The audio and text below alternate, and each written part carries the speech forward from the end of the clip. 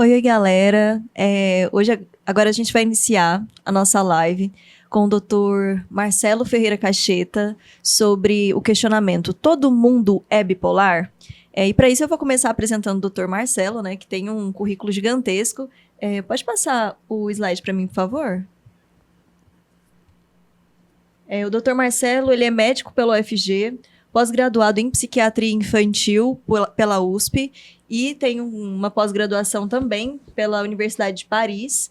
Ele é médico forense da ABP e ele tem um hospital psiquiátrico aqui em Goiânia, o Hospital Asmigo, do qual ele é diretor técnico e mais um monte de coisa aqui. E tem essa Associação Brasileira de Hospitais e Serviços Psiquiátricos aqui que está associada a gente. O senhor gostaria de falar alguma coisa sobre isso, doutor?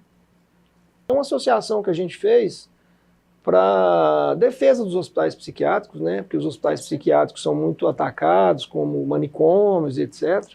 Né? Então a gente tem essa associação que a gente conclama também os médicos que trabalham em hospitais psiquiátricos, ou trabalham em serviços psiquiátricos, os diretores de hospitais ou serviços psiquiátricos que se queiram associar com a gente.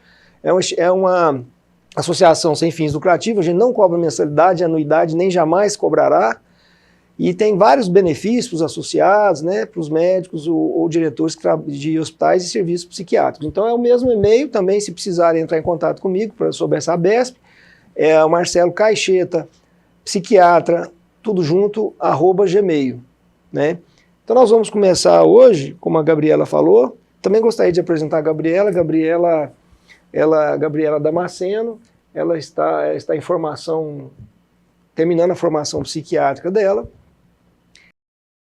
Gostaria de agradecer também, mais uma vez, a professora Cláudia Helena e também a doutora Gabriela Damasceno, que se dispôs a perder o seu sábado de manhã para nos ajudar aqui. Espero que seja a primeira ajuda de uma profícua e longa contribuição com a gente aqui. Porque é de graça, né? Então... Médico é bom de trabalhar de graça, né? A gente está acostumado. Trabalhar pelo SUS é a mesma coisa. Então vamos lá, Gabriela, vamos começar o nosso papo. Aqui vai ser 3 em 1. A gente vai fazer meio que um papo, né? Um papo aí aberto, uma mesa de bar, mesa de boteco, coisa que o brasileiro gosta. Não sei se a Gabriela gosta, mas eu odeio, mas o brasileiro gosta, mas enfim. É uma mesa de boteco, é uma live, né? E uma aula também, uma aulinha que a gente já vai falar algumas coisas. Queremos ouvir a contribuição dos espectadores aí, de quem está nos assistindo. A gente quer ouvir também, a gente vai ler, vai debater e tal. Primeiro a gente vai falar rapidamente, o mais rápido possível, sobre o tema, e depois a gente abre para discussão, para debate e para resposta de perguntas. Vamos lá então, Gabriela? Então, mais uma vez, muito obrigado. Não é por nada não, mas a Gabriela é uma pessoa, a gente chamou porque ela é uma médica genial e muito humana também, uma ótima psicoterapeuta, começou formação psicanalítica também, uma excelente psicoterapeuta, médica genial do aspecto também médico, farmacológico. Então é uma pessoa extremamente capacitada. Foi a Cláudia, mais uma vez, que sugeriu, e eu acatei o nome dela também. Então, assim, eu agradeço as duas por estar aí nos ajudando. Mas vamos lá, Gabriela. Muito obrigada pela apresentação, doutor. Então, vamos lá, né? Queria que o senhor explicasse para a gente melhor isso sobre todo mundo ser bipolar hoje em dia, ter esses diagnósticos ser uma coisa que todo mundo está recebendo, assim como outros diagnósticos de psiquiatria que hoje parece que está tudo na moda, né? Ser um doente psiquiátrico é ao mesmo tempo algo assustador, mas todo mundo recebe um diagnóstico psiquiátrico e todo mundo recebe os mesmos, ou é TDAH, ou é bipolar, ou tem transtorno de personalidade border. Tem o TEA também, autista, né? Inclusive você é TEA. Autista. Todo mundo autista. E aí, o que o senhor fala disso pra gente? Pois é, muito bem colocada esse paradoxo que você mostrou. Até nunca tinha pensado nisso, você colocou bem, né? Quer dizer, todo mundo odeia psiquiatra, todo mundo odeia ser rotulado, que eles falam assim que o psiquiatra rotula, né? O psiquiatra rotula, o psiquiatra bota as pessoas na caixinha, mas todo mundo hoje quer ser, né? Uhum. Então é interessante isso. Mas um parêntese, né? Todo mundo assim quer ser TDAH, é bonito, todo mundo quer ser TEA, nossa, hoje em dia é glamour. Agora, bipolar, o pessoal já, né? Você sabe que muita gente empina a carroça, de falar, não, o médico lá falou que era bipolar, que é absurdo e tal, né? Nossa senhora, então não tem tanto glamour assim, né? Hoje é melhor você ser autista, você ser hiperativo, você ser TDAH do que ser bipolar, né? E o senhor acha que isso é porque essa questão, né, de o bipolar ser visto de uma maneira diferente, e às vezes essa pessoa que é considerada um TDAH, às vezes ela vai ser bipolar, né? Vai ser só uma apresentação, que o senhor vai falar mais pra frente, mas você acha que isso tem alguma coisa a ver com a vantagem do diagnóstico, alguma coisa que a pessoa pode ter secundário a esse diagnóstico, ou só uma enquadração e o bipolar sai meio com aquela pessoa que não tem um bom convívio social? Já começou a me apertar aqui, antes de eu relaxar, ela já está me apertando. Mas vamos lá. É muito interessante também, brilhante a sua pergunta, né? Mais uma vez, assim. Já valeu o cachê que você está recebendo. Zero. Zero de cachê, mas está valendo. Bom, o que eu acho interessante, Gabriela, é o seguinte, você tocou um ponto fundamental. Eu acho que o autista, né, geralmente são crianças, né? São crianças e crianças frágeis, né? Então, assim, tem muito aquela coisa assim, autista, síndrome de Down, entendeu? Então, assim, aquela coisa de proteção, né, vamos dizer, coitado, ele é um autista, assim, é uma pessoa inofensiva, uma pessoa que precisa de proteção, aí o governo dá proteção, aí tem as várias vantagens, né? Mas é uma coisa assim light, uma coisa assim, bonitinha, assim, tipo assim, né? Uma coisa assim que agrada. Não é nada assim chocante, né? Não é psicopata tal, né? Esquizofrênico, né? Primeiro. Segundo, o hiperativo, o TDAH. Aí tem uma questão muito hoje em dia, muitos adultos estão tomando Venvance, estão tomando um remédio, estão tomando anfetamina e remédio. Então, muitos adultos, assim, todo mundo está meio que querendo se justificar. Então, né, não passa um dia que a gente não pega num consultório igual você atende, lá no hospital onde a gente atende, que chega alguém que fala assim, eu sou TDAH, eu tenho déficit de atenção, eu preciso de tomar remédio para concurso, eu preciso tomar remédio para não dormir, eu não estou dando conta do meu emprego, eu preciso tomar. E também é criança também, né? Então é um diagnóstico muito de criança. Então criança é a mesma coisa, criança é meio assim, é um pet, né? A criança é um petzinho, ela é infantil, ela é inocente, então, tadinha, né? Ela é aquela coisa assim, ela é deficiente intelectual, ela é síndrome do pet, né, que a gente vive hoje, né, é uma sociedade que ela, paradoxalmente também, ela detona muito com a autoridade, sobretudo masculina, né, e é uma sociedade meio feminilizada, então, na feminilização, a gente gosta do pet, a gente gosta da criança, a gente gosta então a gente vai gostar de coisas mais infantis, inocentes, ingênuas, né, então aí o TDAH também entra nisso aí, certo? E aí e aí também é uma coisa mais assim ingênua, né? TDAH não é só um déficit de atenção, eu tomo um remedinho, tá tudo bem. É uma doença, não é à toa que são duas doenças que fogem muito do psiquiatra. Então, se as duas doenças hoje que você mais pega, que estão no neurologista, né? Tanto é o TDAH e o autismo, TEA. TEA e TDAH são doenças hoje neurológicas. Então ela está caminhando, inclusive, saindo da psiquiatria, você vai morrer de fome, né?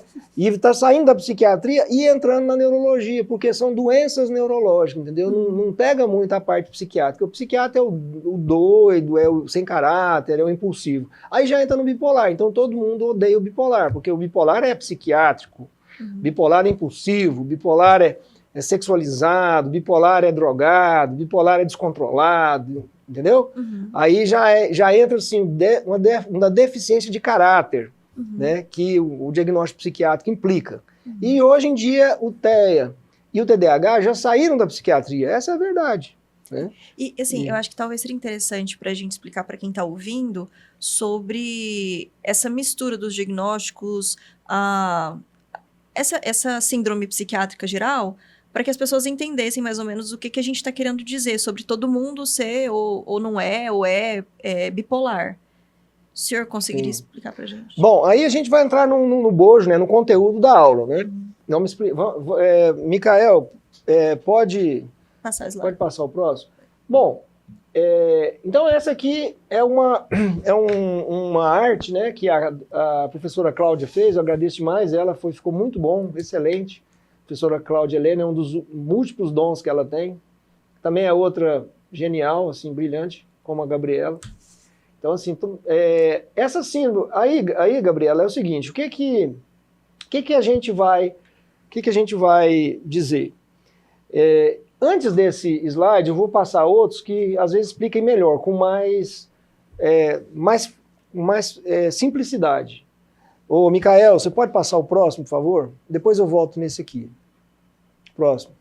Então, o esquema, o que a gente vê hoje, existe uma corrente dentro da psiquiatria que diz, né, ela é antiga essa corrente, ela vem desde 1780 com Griesinger, que é um psiquiatra alemão, né, que dizia que não, as doenças psiquiátricas são tudo a mesma coisa. Então, esquizofrenia não é uma doença separada, autismo não é outra, nem bipolar é outra, é tudo a mesma doença. Uhum.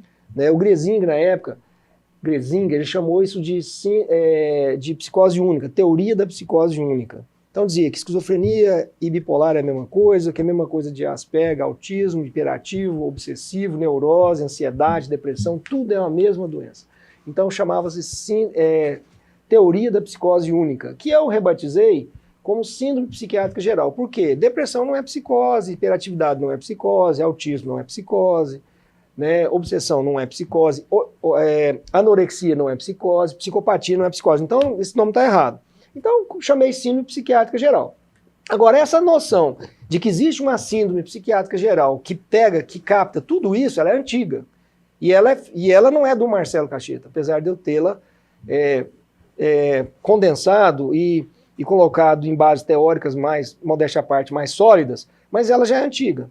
Né? E ela é aceita no mundo inteiro por grandes psiquiatras, né? Por psiquiatras bem mais poderosos, né? do que eu, no caso, do que nós aqui no Brasil.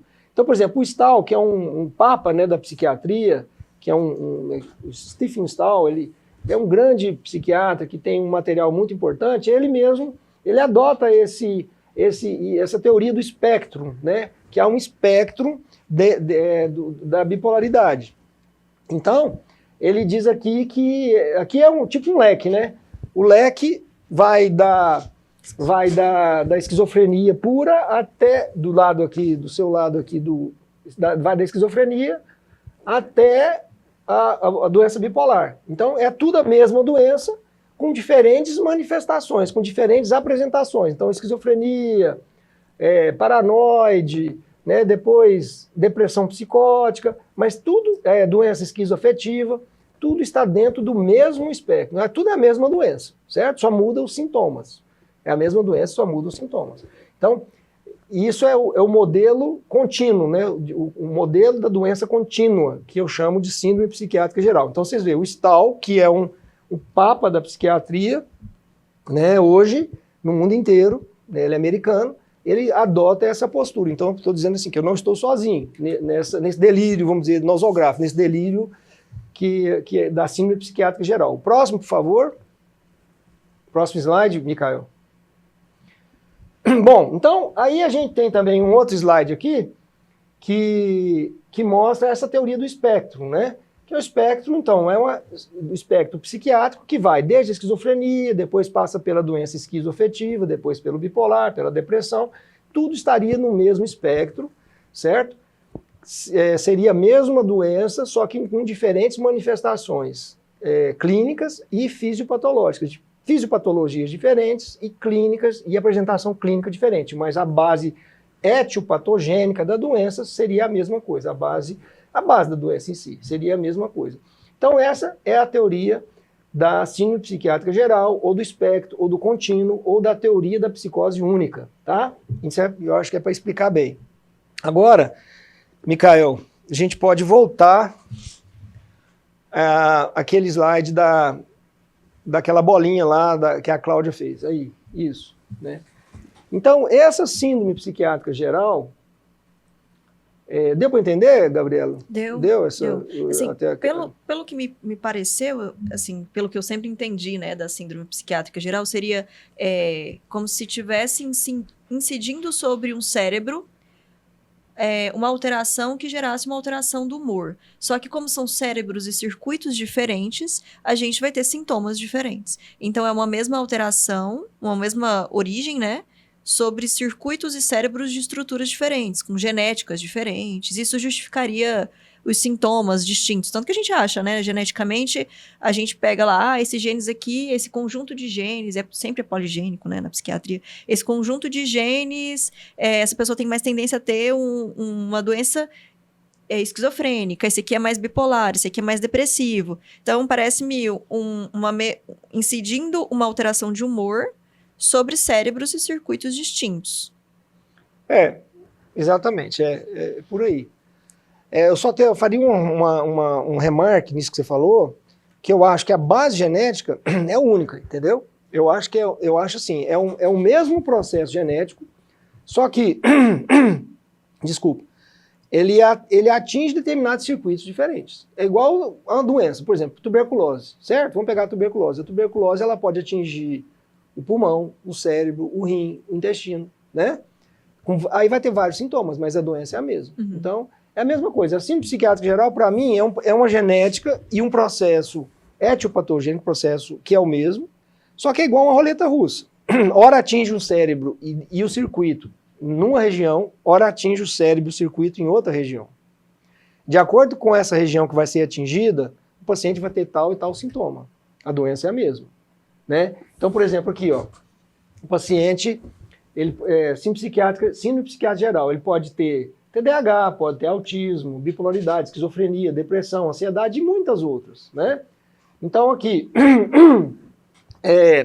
esse gráfico é o centro da nossa aula, da nossa live. É a discussão desse gráfico, tá? Então, assim, vamos dizer, por exemplo, bipolaridade está muito relacionada com autismo, né? A gente vê muitos autistas que vão ter sintomas bipolares, depressão, exaltação, né? Muitos Asperger vão ter sintomas de esquizofrenia e vice-versa. Muitos esquizofrênicos vão ter sintomas de Asperger, certo? Esquizofrênicos vão ter depressão, depressivos vão ter ansiedade, ansiosos vão ter fobia, obsessão, dissociação, conversão, que são sintomas ansiosos. Vão ter também dismorfia corporal, anorexia e distúrbios alimentares, tá? Então, é o mesmo processo. Etiológico e patogênico, só que com diferentes sintomas. Por exemplo, ansiedade gerando fobia, ansiedade gerando obsessão, ansiedade gerando dissociação ou conversão, tá? Obsessão gerando dismorfia, dismorfia gerando anorexia, tá? Né? Aqui no caso, o TDAH, né? O déficit de atenção, o hiperativo com déficit de atenção. Muitos vão para toxicomania, outros vão para psicopatia, dependendo da família. Os que têm família um pouco mais desestruturada podem estar sujeitos a ir para psicopatia, a ir para toxicomania, né? No TDAH, a gente tem uma associação grande de TDAH, que é o transtorno de déficit de atenção e hiperatividade, com distúrbios de aprendizagem. Então, a dislexia, disfasia, dispraxia, descalculia, que são distúrbios de aprendizagem. A criança lê mal, a criança fala mal, a criança tem uma motricidade ruim, a criança tem um problema na matemática, né? São doenças ligadas muitas vezes à hiperatividade. Lesão cerebral pode causar isso também, mas geralmente está associada com distúrbio de hiperatividade, né? Hiperatividade muitas vezes associada com autismo, com traços de autismo. A gente pega muito criança hiperativa que tem alguns traços de autismo. E o contrário, a gente pega muitos autistas ou Asperger que tem também traços de hiperativo, né? A gente pega muitos autistas que têm uma tendência para bipolaridade. A bipolaridade por si altera a personalidade. Então a gente tem muitas personalidades, por exemplo, borderline, que são bipolares, né? Então é muito comum o borderline ser bipolar, que o borderline é uma pessoa muito intensa, né? Ela quer muito amor, afeto, aí você não dá o afeto, ela fica agressiva, se suicida, se corta, né? Automutilação está muito relacionada à bipolaridade. Bipolaridade, por sua vez, está muito relacionada a TDAH, né? Tudo isso é um circuito, né? Não é uma só relacionando com outra, não. Todas relacionam com tudo. Então aqui tudo relaciona com tudo. Por exemplo, você pode ter uma obsessão com Asperger, né? Obsessão com autismo, certo? Inclusive é muito comum. Você pode ter, então, um bipolar associado com TDAH, gerando o quê? Uma personalidade borderline. Então a gente pega muitas personalidades borderlines que são o quê? Que são hiperativas, né? A gente pega muitos transtornos de personalidade com alteração da sexualidade, outros instintos. Então, come muito, tem aquela doença bulimia, come, vomita, joga muito, né? Tem sadismo, tem masoquismo, né? Tem várias alterações dos instintos, né? Explosividade, tudo relacionado com bipolaridade e com transtorno de personalidade. Então, o que a gente está mostrando é que todas essas doenças se interrelacionam. Então, assim, muitas vezes a gente recebe no consultório, eu quero um diagnóstico, eu acho que esse menino é autista. Um deu um diagnóstico de autista, outro deu de hiperativo. Qual que está certo? Muitas vezes os dois estão certos, às vezes os dois estão errados. Porque não dá para separar, não dá para separar. Você pode ter sintomas de autismo, né? Então, no caso, não é uma doença específica pura, certo? Isso aí já tem vários estudos genéticos, inclusive até eu pedi para aqui, para botar... Micael, vê se vai para o próximo slide, por favor. Tem um artigo que saiu na Nature, uma revista muito conceituada. Próximo. Micael, próximo slide. Isso, aqui, né? Então esse artigo aqui, ele foi publicado na Nature, né? Essa revista é uma revista científica de enorme impacto, talvez seja a mais impactante revista científica do mundo. Então esse é um artigo que foi publicado na Nature, dizendo que a esquizofrenia e autismo, né, e transtorno do desenvolvimento compartilham a mesma genética. Então tá, mais uma vez eu estou mostrando que grandes autores, grandes grupos e grandes revistas, né, já tem essa noção de que são doenças separadas, que são doenças ligadas, né, que não são doenças separadas. Então aqui, nesse caso desse artigo da Nature, dizendo que autismo, esquizofrenia, hiperatividade são doenças que compartilham dos mesmos genes. Tá? Então é exatamente o que eu estou dizendo, até que esse estudo é de 21, então cientificamente eu até tenho predecessão, porque a primeira vez que nós formulamos a síndrome psiquiátrica geral foi em 2018. Apesar de que eu não vou repetindo, eu não vou querer ter aqui laivos nem orgulho de predecessão, porque tem artigos até mais antigos que esse, o Creel mesmo, tem um autor que chama Creel, que eu acho que na década de 80 ele já falava nessa eventual síndrome psiquiátrica geral. Né? Então não estou dizendo que a gente foi afinando esse conceito, afinando até a gente chegar na nossa publicação 2018, que foi publicada. Pode passar o próximo slide, por favor, Micael? Não, para frente. Para frente. Isso, mais. Aqui nessa... A gente publicou nesse livro, Psiquiatria Neuropsicológica, que foi 2018, a gente publicou esse trabalho, né, que é daquela roseta lá, daquela bolinha lá, e a gente publicou, então agora, mas já existiam, né, rumores, antes, como eu falei, desde Griesinger, né, desde 1780 já tinha esse rumor, só que a gente foi afinando e chegamos no nosso modelo da síndrome psiquiátrica geral. Micael, você pode voltar para aquela roseta lá, por favor? Aquele slide lá daquela bolinha lá? Isso, obrigado. Então, esse é o nosso modelo. Então, assim, respondendo a sua pergunta que você fez inicialmente, que é o tema da nossa live. Realmente, se você for olhar a bipolaridade, o que ela caracteriza mais? Por isso que esse termo também é errado, esse termo vai cair, você pode ter certeza que ele vai cair. Por quê? Porque esses transtornos aqui que a gente está citando, eles não são só de depressão e de exaltação, porque a bipolaridade é bipolar, então é depressão e exaltação. E a gente sabe que não se trata disso, não é só isso. Isso aí é uma ponta do iceberg. Né? O que se trata são de desregulações energéticas das emoções. Né? Então, a maioria dos bipolares, né, que a gente pega, inclusive, que a gente chama tipo 2, eles não têm exaltação do humor, eles têm uma energia aumentada. Essa energia aumentada, geralmente, ela não atinge a felicidade, ela não atinge a exaltação. Geralmente ela atinge o contrário, ela atinge a depressão, ela piora a depressão. Então é a depressão agitada, ela piora a ansiedade, o paciente fica ansioso, ele fica suicida, ele fica impulsivo, explosivo, irritado. Ele é uma energia, então é uma doença energética, não é uma doença bipolar, tipo só depressão e exaltação. Né? Então todos esses doentes aqui, se a gente pegar, eles têm uma alteração da energia, que os gregos chamam de hormê. Os gregos ou os franceses também, eles pegaram esse termo hormê, que significa energia vital. Então esses pacientes, eles têm uma energia vital alterada. O hiperativo para mais, o autismo, como eu falei, muitas vezes eles têm muita energia motora, muitas vezes pouca energia psíquica, né? Pouca energia do eu, do ego, mas muita energia motora. Na bipolaridade também, muita ansiedade, muita obsessão, muita agonia, muita angústia. O que é isso? É energia ruim. Então, o ponto primário é energia ruim. Essa energia ruim, então o foco é energia ruim. A base de tudo, toda essa síndrome é uma energia ruim, uma energia, ou ela está muito grande ou ela está muito pouco. E ela, quando está muito grande, ela é disfuncional. Ela alimenta depressão, ela alimenta ansiedade. Então essa energia é ruim.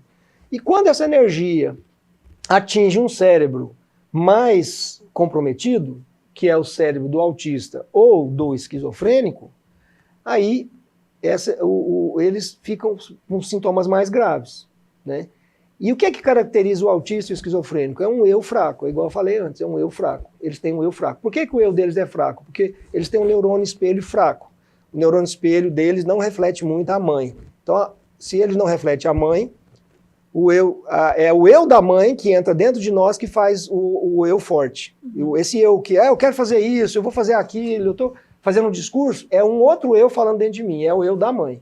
Se eu tenho um problema de barreira com essa mãe, o esquizofrênico e o autista, ele tem esse problema dessa barreira, porque o neurônio espelho dele, o sistema de neurônio espelho dele está comprometido. Ele não incorpora esse eu, então ele não tem força do ego. Então ele é um indivíduo mais passivo. Então é um indivíduo passivo, que vive o hoje, que vive o aqui e o agora, e aí vem a energia ruim. A energia ruim ataca ele, e o eu dele é fraco, aí vem o sintoma da esquizofrenia, ou da desorganização grave, da hebefrenia. O que é o hebefrênico? O hebefrênico geralmente é um Asperger, um autista, que desorganiza demais, por conta de uma energia muito desorganizada. Certo? Então, daí a gente entende tudo, a gente entende. Mas um esquizofrênico, um autista é muito diferente, às vezes, de um obsessivo. Não, a gente tem muito autista que tem obsessão, a gente tem muito obsessivo que tem autismo. Tá, mas um esquizofrênico é diferente de um histérico, uma menina histérica. Não, o esquizofrênico também, quando ele está com sintoma, ele está com energia ruim, ele está delirando.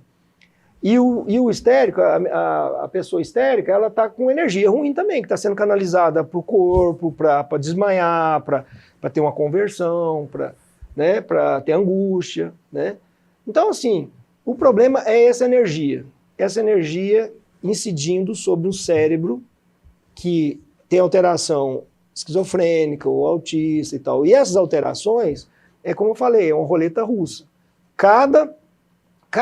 Às vezes numa família você pega um filho que tem esquizofrenia, o outro filho tem hiperatividade, o outro filho é autista. Eu já tive esses casos. Você também já deve ter visto. Não, e assim, é interessante, né? Porque quando o senhor estava explicando ali, eu estava pensando em alguns casos que a gente vê.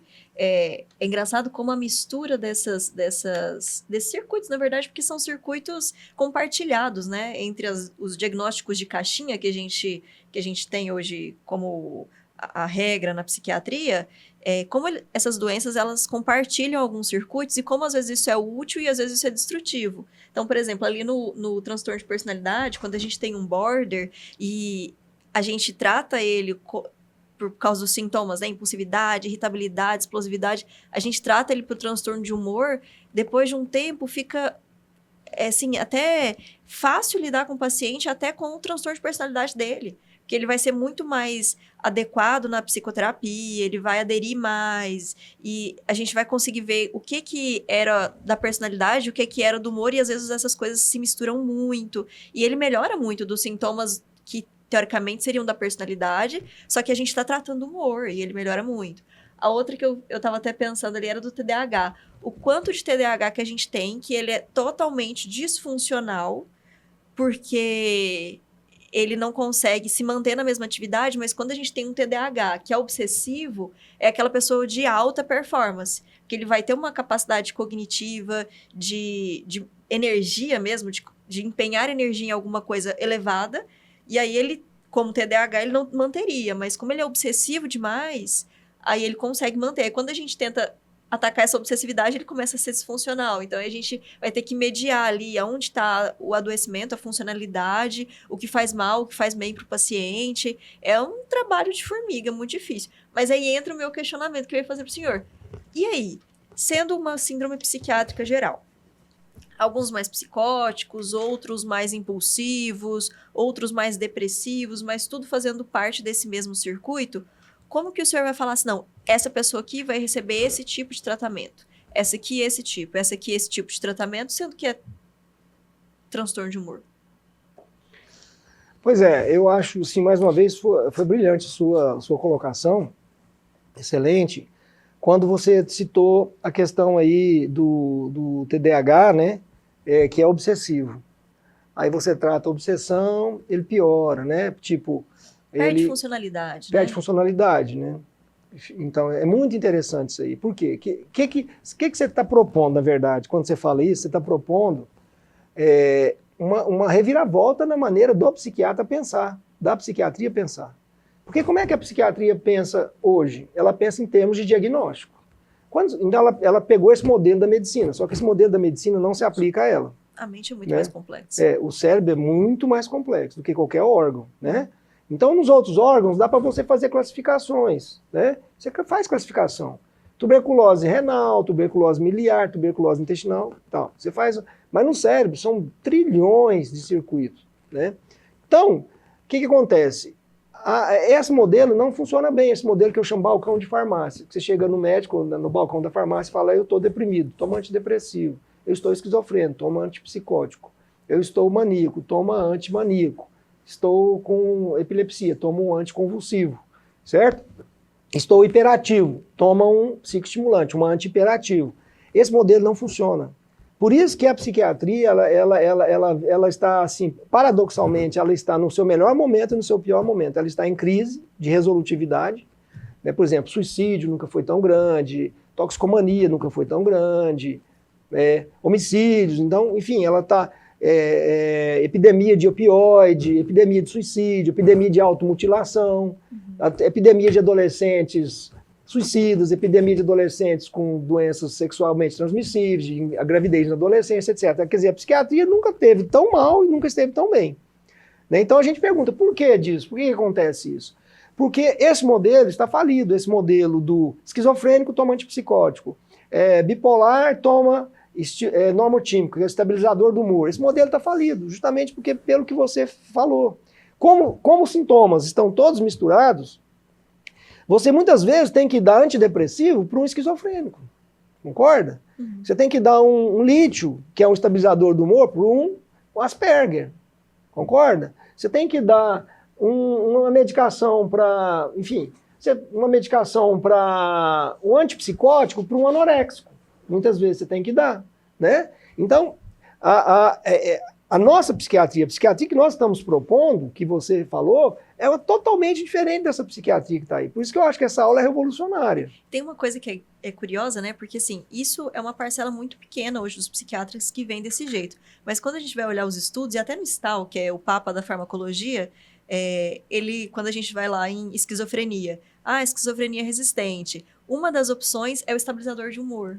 E aí a gente vai entendendo, poxa, mas não é um antipsicótico, por que funciona? Porque se a gente não desse esses nomes, né, estabilizador de humor, antipsicótico, se o nome fosse muito mais ligado à funcionalidade daquela medicação no cérebro e não ao sintoma, talvez a gente conseguisse usar com mais racionalidade as medicações. Por exemplo, o antidepressivo a gente usa para ansiedade. Então, assim, são mais sobre circuitos aonde a medicação vai fazer efeito, do que necessariamente uma doença específica, aquela caixinha que a gente não consegue usar direito, né?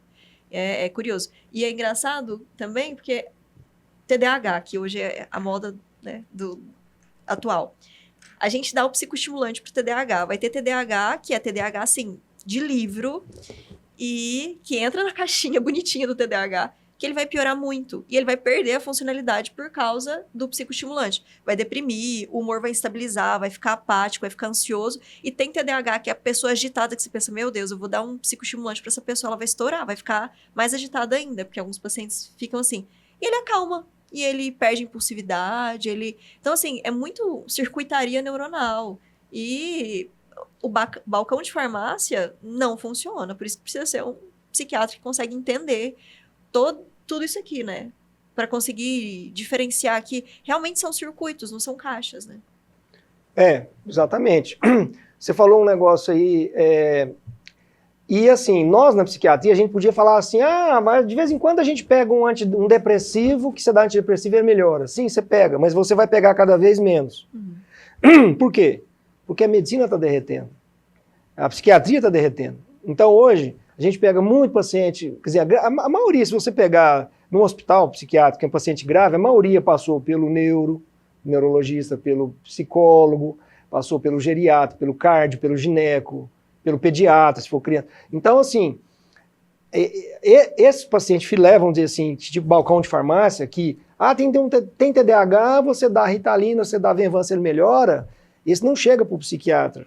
O psiquiatra, porque o psiquiatra é o quê? O médico de doido, o médico de louco, o médico de manicômio. Então vai chegar para você só os casos gravíssimos, que é exatamente cair nisso aí que você falou, não resolve. Por quê? Porque o raciocínio está errado. Esse raciocínio, e por que ele está errado? Porque ele é balcão de farmácia, como você falou, da caixinha. Né? Então, se você pensa assim, ele é um esquizo, eu vou dar antipsicótico, ele não vai melhorar, a maioria não vai melhorar só com antipsicótico, ele vai ter muitos outros sintomas. Sintoma negativo, depressão, fobia, obsessão, ele vai ter muitos outros sintomas, né? Então, o modelo que nós estamos propondo, essa aula, assim, essa live, eu acho que ela é revolucionária porque ela propõe um novo modo de pensar a psiquiatria, igual você colocou no seu exemplo aí do TDAH do obsessivo. É um modo fisiopatológico, você vai ver o circuito que está alterado, você vai ver o sintoma vai te direcionar para o circuito, né? E isso é tão importante, muita gente pensa assim, mas isso é banal, o Grisinho já falou isso, 1780 e tal. Só que eu vou dar um exemplo para vocês, eu falo até para os meus alunos, eu falo, eu estou na psiquiatria desde 81. Eu vou te dizer que eu tive esse insight, que eu tive esse clique faz 10 anos. Quer dizer, eu estou com quase 44 anos, 43 anos de psiquiatria e 33 anos eu passei enganado por esse modelo da farmácia, do balcão de farmácia. Eu, por exemplo, igual você falou, muitas vezes eu pensei assim, até 10 anos atrás eu pensava assim, ele é um esquizofrênico, eu preciso dar um antipsicótico para ele, né? Por que eu vou dar um estabilizador do humor? Um estabilizador do humor. Eu me recusava a dar estabilizador do humor, porque eu era cartesiano, eu queria ser rígido. Não, a psiquiatria é ciência. E eu tenho que seguir. Né? Obsessivo. É um obsessivo. E aí, como a gente não tem professores, esse é um grande problema, né? Pelo menos aqui em Goiás, é bem difícil. Eu não tive professor, eu tive de assim, aprender sozinho. Então, talvez por isso que eu demorei. Né? E como eu sou meio lento e obsessivo, você vê, eu demorei 33 anos para aprender isso, que eu não devo pensar mais em termos de diagnóstico, eu devo pensar em termos de sintomas, e vou tratar sintomas. Aí entra na sua pergunta, no seu questionamento que você fez. Realmente é difícil você saber qual sintoma que você vai tratar, porque você vai precisar estudar os sintomas. Primeiro, você vai precisar dissecar o sintoma. Quais são os sintomas que aquele paciente tem? Porque cada paciente vai ter sintomas muito diferentes. Um vai ter mais esquizofrênico, outro vai ter mais Asperger, outro vai ter mais hiperativo. Né? Primeiro. Segundo, você tem que ter experiência, né? Muito tempo de experiência. Terceiro, você tem que conhecer as medicações e onde elas atuam. Então, isso torna o trabalho psiquiátrico muito mais difícil. Muito mais difícil. Por isso que é difícil você ter bons psiquiatras, você ter boa resolutividade na psiquiatria, porque é um treinamento, é um trabalho muito difícil de você ter. E o psiquiatra hoje, com a rapidez do seu atendimento, né, ele não tem tempo de fazer essa dissecação, nem a psicopatológica, que é a fundamental, que é a primeira, que é essa que você falou. Né? Muitas vezes você tem um indivíduo que está agitado, você precisa de tempo para saber se aquela agitação dele é maníaca, se é hiperativa. Se for hiperativo, você precisa saber se é uma hiperatividade mais hedonística, mais assim, oba e tal, eu quero prazer, sexo, drogas, rock and roll, ou se é uma hiperatividade mais ansiosa. Porque vão responder de modo diferente. Né? Você precisa saber se é uma hiperatividade, por exemplo, com angústia. Muitas vezes, um hiperativo angustiado, você vai dar para ele um psicoestimulante e ele vai tentar suicidar. Por quê? Porque naquela angústia tinha um pezinho onde? Na bipolaridade. Tinha um pezinho no quê? Na depressão. Aí você vai dar um psicoestimulante, vai aumentar a energia dele, ele vai suicidar. Né? Então, por isso também que eu aproveito e digo assim, que isso não devia estar, esses problemas psiquiátricos, não devia estar na mão de outros especialistas, assim, puxando sardinha para o meu lado. E eu falo isso, não que eu queira paciente, viu, gente? Pelo amor de Deus, não quero paciente, estou fugindo de paciente, não me procure. Já deu, já deu. Né? Eu já devia estar aposentado, na colônia de férias lá de Caldas Novas, de velho. excursão de velho para Porto Seguro. Então, assim, mas eu não quero paciente. Então, não quero puxar a sardinha para psiquiatria, mas eu estou dizendo assim, o que é a realidade? A realidade é essa, que é muito mais complexo do que a receita de bolo. Porque os americanos, com seu DSM, com seu sistema de critérios certinho, falou assim, banalizou o diagnóstico psiquiátrico. Por isso que hoje todo mundo tem esse diagnóstico psiquiátrico. Isso é a culpa dos americanos, que fizeram esses diagnósticos receita de bolo. Então, hoje é fácil você pegar o DSM-5 e até qualquer pessoa, um pipoqueiro pode pegar aquilo ali e ler e dar um diagnóstico. Aí a pessoa fala assim, o professor falou, o fono, o pedagogo, o neuro, o psicólogo falou que eu tenho critério para isso. E chega aquele paciente com critérios. Por quê? Porque são critérios baseados em receita de bolo. Porque lá nos Estados Unidos precisa desses critérios, porque a indústria farmacêutica precisa desse critério para não ser processada, porque ela bota na bula assim, esse remédio para esquizofrenia. Se você usou para bipolar, problema seu, você não vem me processar. Precisa para os seguros também, porque a seguradora só paga aquele diagnóstico. Precisa para o plano de saúde, porque o plano de saúde só paga aquele diagnóstico. Então a burocracia mudou a psiquiatria americana.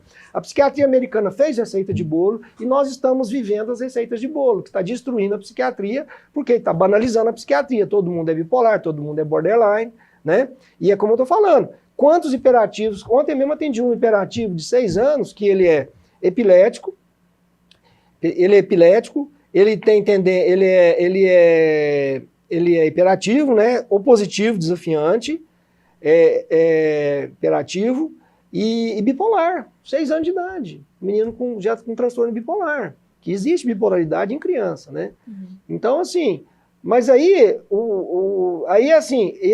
eles querem que um médico trata epilepsia, o outro trata TDAH, o outro trata depressão, o outro trata bipolaridade. Não vai funcionar.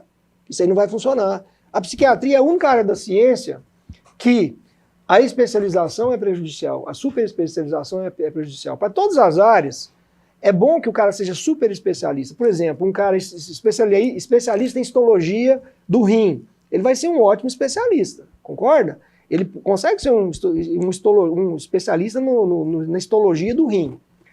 Mas na psiquiatria, é a única área que é o contrário, que você tem que ser um polímata, você tem que ser o contrário de um especialista, você tem que entender de tudo.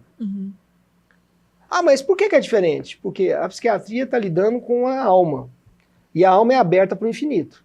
A matéria é fechada. A matéria, se você for na matéria aprofundada, ela chega num fim. Ela chega lá no Big Bang. Você pode ir aprofundando, ela tem um fim. E a alma? E o comportamento? Ele tem um fim? Não tem. O comportamento é aberto. Né? Então a gente tem por exemplo, muita criança que a gente acha que ela é opositiva por conta de um TDAH, porque eu não coloquei, não dá para colocar tudo, mas TDAH também pode dar transtorno opositivo desafiante. Só que você vai ver, é a família que está fazendo ela ser opositiva. Né? Então é um problema da família, quer dizer, é um problema espiritual, é um problema do espírito. Porque nós atendemos uma mãe ontem, inclusive, no hospital, que falou assim, a mãe falou assim, não, tá dando canseira demais esse tratamento, eu vou abandonar. Aí nós falamos, sua filha vai morrer, ela está muito grave. Já botei preço na morte dela. Quer dizer, é uma mãe imoral. É um problema espiritual, não é? Então, aí a gente vê que essa menina também não melhora, não é tanto problema biológico, remédio, ela não melhora por um problema espiritual. Porque essa mãe já botou preço na morte da filha. A mãe falou literalmente, não, se morrer, morreu. Né? Quer dizer, então aí o psiquiatra, se ele não for aberto, se ele não for um polímata, uma pessoa que entende de todos os sistemas, de todos os circuitos cerebrais, e não entenda da mente, da psicologia, da família, da relação da família, da sociedade como um todo, ele vai dar remédio para uma mãe, para uma criança cuja mãe já botou preço na morte dela. Ou seja, vai dar errado. Então a psiquiatria é a única área que é ao contrário do resto da ciência. O resto da ciência dá para você ser super especialista. Na psiquiatria não, você tem que ser super generalista. Abordar todas as áreas para você entender que uma doença, como a gente mostrou aqui, uma doença pode estar totalmente relacionada com outra doença. Um circuito pode estar relacionado com outro circuito. E é curioso também, uma coisa que eu acho muito interessante, e eu sempre faço questão de explicar isso para os meus pacientes, Porque eu acho que educação em saúde é a base para o paciente psiquiátrico, igual no início. Ah, eu vou ser doido, não sei o quê. E assim, pelo menos 2/3 dos pacientes que chegam no meu consultório, eles sempre falam, fiquei com medo de ir no psiquiatra, porque é médico de doido. Então, eu acho que a base de tudo é a gente fazer psicoeducação, né? E no consultório eu sempre falo que o transtorno de humor, ele vai incidir sobre um determinado cérebro, mas sobre um determinado cérebro que tem uma estrutura específica e que tem uma história de vida também. Então, principalmente ali no transtorno de personalidade, os transtornos ansiosos, se vai ser uma pessoa mais fóbica, se vai ser uma pessoa mais obsessiva, se vai ser uma pessoa com mais dissociação. A apresentação desse sintoma tem a ver tanto com o circuito neuronal que ele está atingindo, mas também tem a ver com a forma como aquela pessoa foi ensinada a ver a vida.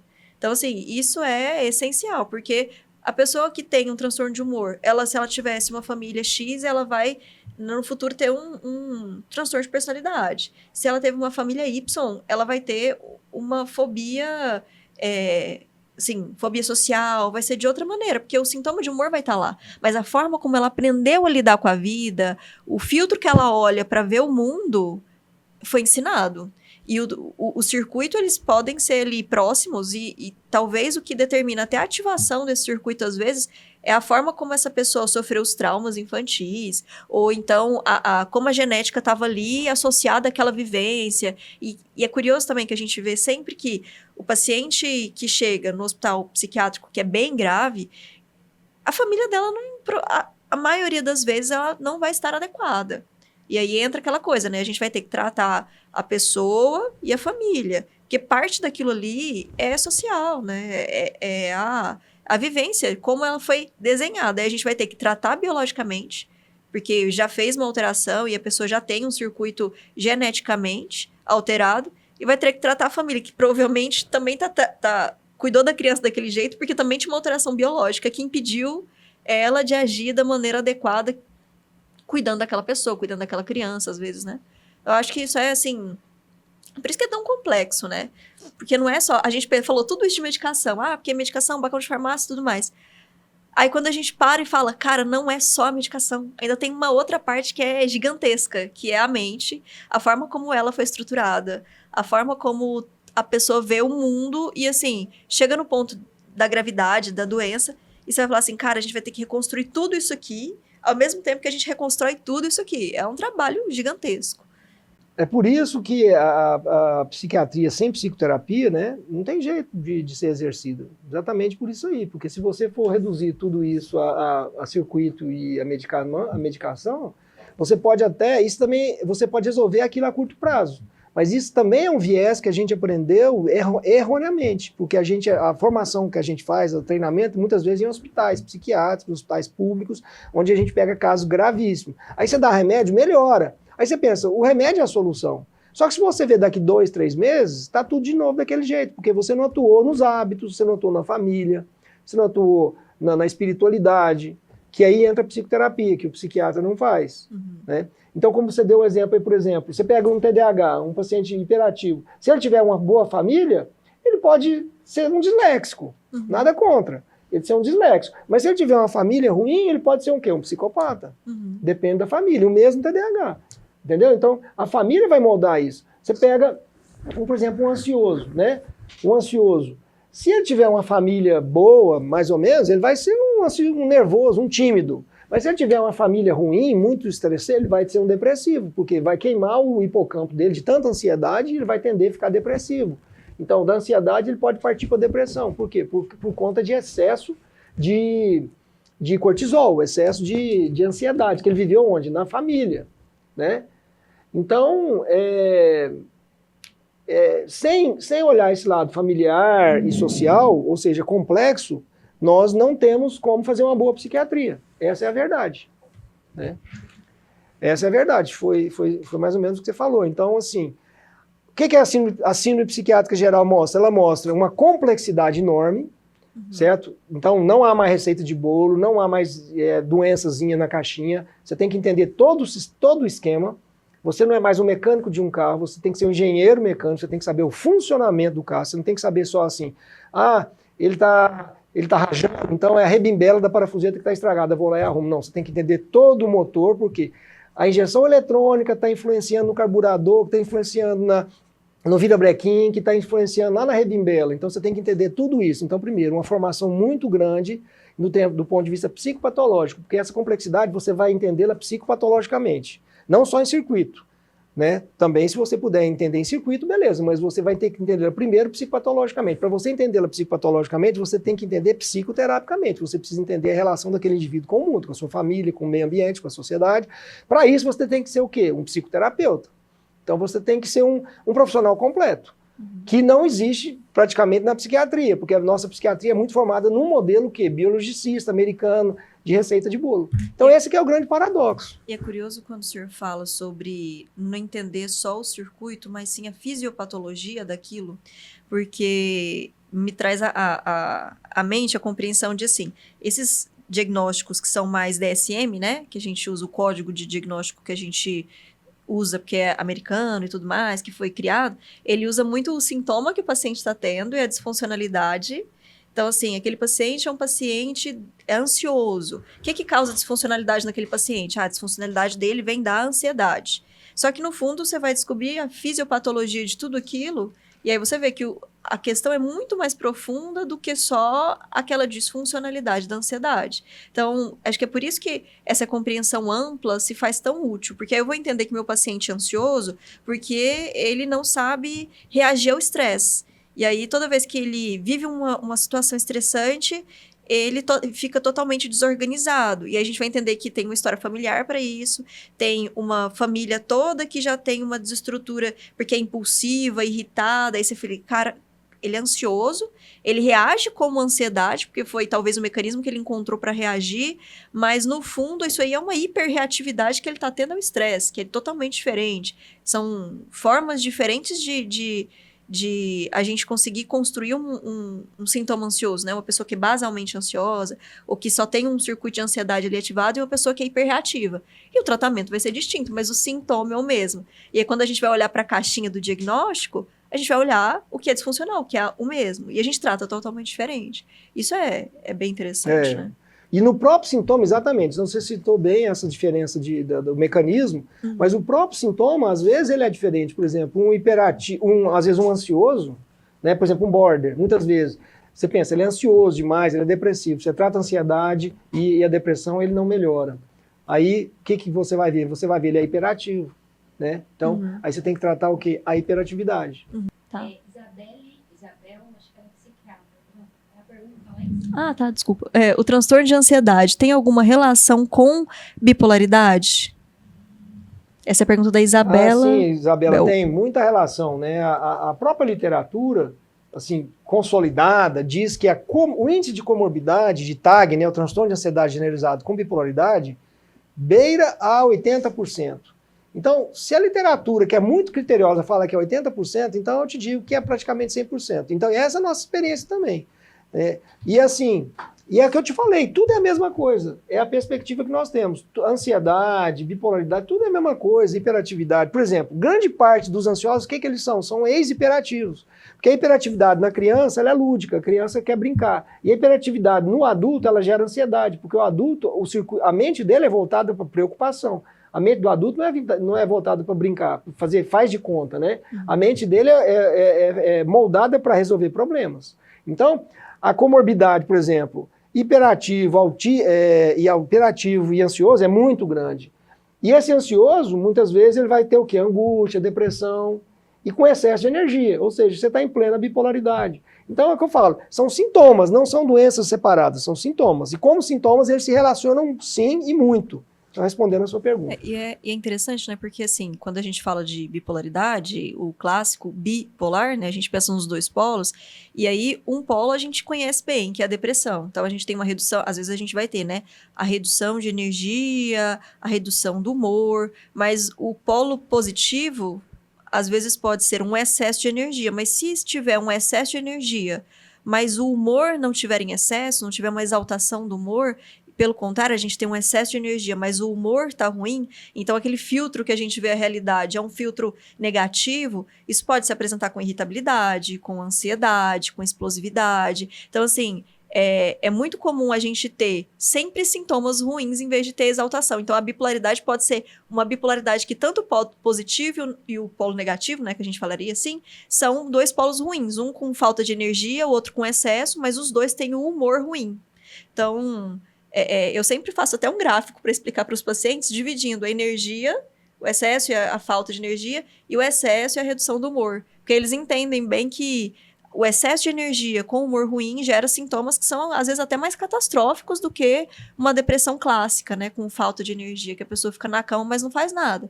Agora, quando você tá com humor ruim e tem energia para atuar aquele humor ruim, é o caos. Aí é a crise de ansiedade, a crise de pânico, o paciente irritado, O próprio que suicídio, né? briga, e o suicídio, principalmente. Geralmente o paciente tá agitado, né? No suicídio o paciente não está lentificado, ele está agitado. Sim, né? exatamente. Tem mais algum aí? Mais alguma questão? Algum comentário? Vamos lá, vamos ver. Vários comentários elogiando, mas perguntas a gente não tem. Se alguém quiser mandar perguntas, agora é o momento que a gente vai poder respondê-las. Quando você coloca aí dessa energia, né? Então, assim, o que é importante, né? Veja bem, isso é um pouco de filosofia da ciência. O conceito, ele te domina. Se você não tomar cuidado, você vira escravo do conceito. Então, por exemplo, igual a Isabela, né, que fez a pergunta, ela está pensando em termos de caixinha, ela está pensando assim, o TAG, o transtorno de ansiedade generalizado, ele se relaciona com o transtorno bipolar, quer dizer, ela continua pensando em doenças estanques. Então, o que eu estou propondo, o que a síndrome psiquiátrica geral propõe, é uma remodelação dos próprios conceitos psiquiátricos, que vem desde Kraepelin, tá certo? Porque antes do Kraepelin, os sintomas se interrelacionavam, e eram sintomas mais ou menos isolados, né? Eles se relacionavam. Na época de Gresinger, por exemplo, Gresinger falava, gente, você tem um paciente que é agitado e triste, tal, você tem isso. Então, Gresinger. Depois vieram sobretudo os franceses, e transformaram cada sintoma em doença. Então, por exemplo, a doença circular, né, que foi descoberta pelos franceses, folie à double forme, que é a doença de dupla forma, ou folie circulaire, né, a doença circular, a loucura circular. Eles achavam que era uma doença. Tá, depois veio o Lazeg, falou delírio de perseguição de Lazeg, ele achava que era uma doença. Depois veio o delírio de Cotard, certo? Que era uma doença. Depois vem a doença de Tourette, que era uma doença. Então, todos os sintomas na nosografia francesa, na psiquiatria francesa, começaram a virar doença. Né? Depois, o Kraepelin juntou vários desses sintomas e fez doenças. Doenças bem consolidadas, esquizofrenia, psicose maníaco-depressiva. Tá. E aí nós paramos aí, nossa psiquiatria parou no Kraepelin. Eu acho entendeu?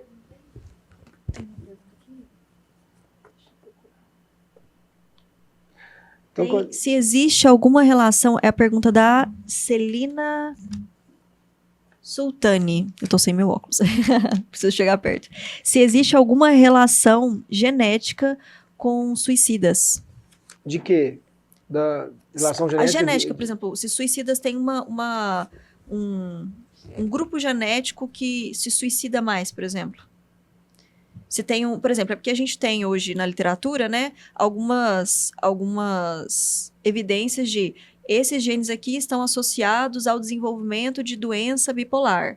Esses genes aqui estão associados à esquizofrenia. Se tem algum grupo de gene que fala assim, esses genes aqui estão associados ao suicídio. Sim, tem. É isso aí. Tem, né, assim, pela piora, mas é interessante a gente entender também que o suicídio, ele é um fenômeno da mente, biológico, mas ele também é um fenômeno da vivência, né? Como a pessoa lida com aquilo. Então, aquele que é bem biológico, a gente vê que é aquele paciente que está eufórico, disruptivo, angustiado. Esse paciente, o suicídio dele é muito genético mesmo, né? É biológico. Mas tem aquele comportamento suicida que ele é cultivado socialmente. E aí, esse comportamento suicida cultivado socialmente, ele vai ter, talvez, não tanta genética para justificar ele. Mas talvez pontos que sejam relevantes. Inclusive, quando a gente vai estudar a depressão e ver por que uma pessoa suicida mais ou menos, a gente tem pensamentos associados a isso, que é o pensamento de culpa e de desesperança. Então, a pessoa deprimida que só tá triste, que tá lá melancólica, chorosa, mas nem consegue raciocinar tão bem, montar direito as ideias sobre a tristeza dela, é uma coisa. Agora, uma pessoa que tem sentimento de culpa e desesperança, a tendência desse tipo de pensamento levar à ideação suicida também é maior. E até no ponto de vista até psicoterápico, né, doutor? A gente tem aquela questão da pessoa se sentir sem identidade, a pessoa que se sente mais objetificada pelo outro, que ela não tem utilidade ali no universo, na vida das outras pessoas, até na vida dela, ela suicida mais. Isso tudo é muito complexo de pensamento.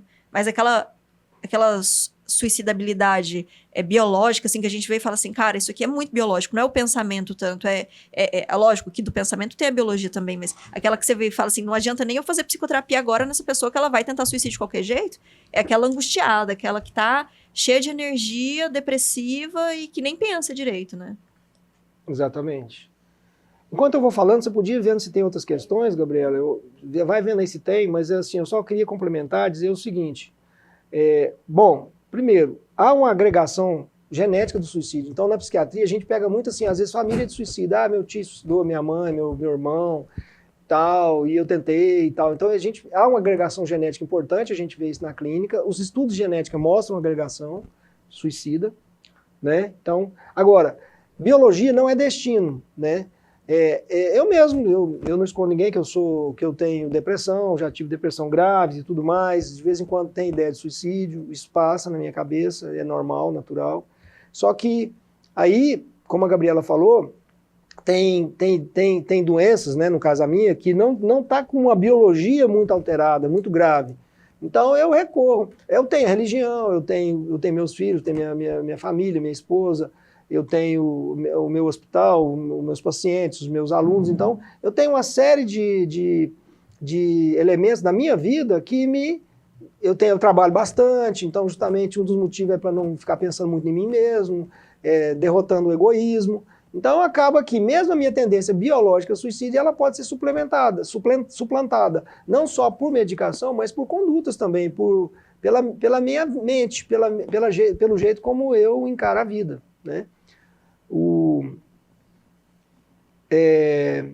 Mas assim, respondendo a sua pergunta, há uma alta agregação de suicídio, isso é bem claro.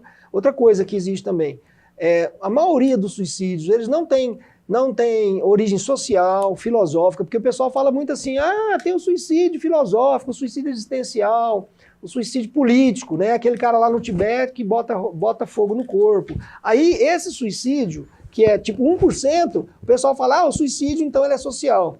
Como diz um famoso sociólogo, Emile Durkheim, que tem um livro que chamou Suicídio, que ele prova lá que o suicídio é social, por quê? Porque o suicídio varia de acordo com as estações, varia de acordo com as guerras, com fome e tudo mais.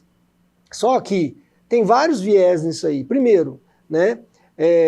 A fome, guerra e tal, ela pode susceptibilizar mais aquelas pessoas que já estavam biologicamente propensas. Então, se eu sou biologicamente propenso, mas eu não tenho uma grande propensão social, familiar, não passo fome, eu tenho dinheiro e tal, eu não suicido. Mas se eu tiver uma catástrofe, eu perder minha mãe, meu filho, né, perder tudo na minha vida numa guerra, aí aquela propensão vai se manifestar. Né? O cara que se suicidou lá no Tibete, né, que botou fogo no corpo, é simplesmente o suicídio político. Será que é simplesmente o suicídio político? Será que ele não tinha uma ansiedade, uma depressão, etc?